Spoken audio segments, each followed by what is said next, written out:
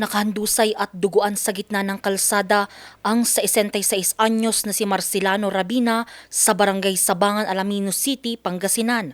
Ang matanda, walang habas na pinagbabaril habang papunta sa sakahan bandang alas 10:50 ng umaga noong Biyernes, February 28. Ayon sa PNP, sinusundan ng biktima gamit ang motorsiklo nito ang sospek na si Leonardo Fontanilla sa 69 anyos lulan ng Garong. Nang makarating sa lugar ng krimen, nagkainitan ang dalawa na humantong sa pamamaril ng sospek.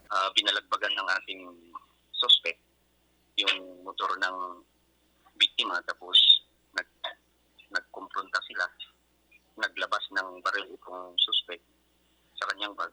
Binaril po ang biktima. Bagamat tinamaan, nakatakbo pa ang biktima pero hinabol ito ng sospek. Yung katawan ng biktima sa kinatumbahan ng motor, mga 10 to 15 meters siguro, kaya tumakbo itong biktima natin at sinabol ng suspect hanggang sa pinagbabaril. Pinatalas yung sa ulo, sama ng ulo.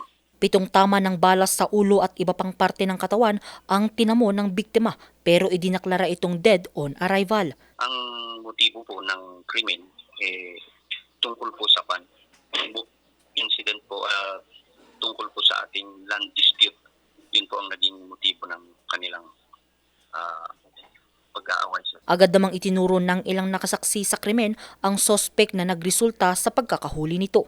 Dito nakuha sa sospek ang caliber 38 revolver na ginamit sa krimen at mga bala. Sinampahan na ng kasong murder ang sospek at hawak na ito ng Alaminos City PNP. Ito din ang kauna-unahang insidente ng pamamaril sa lungsod ngayong taon.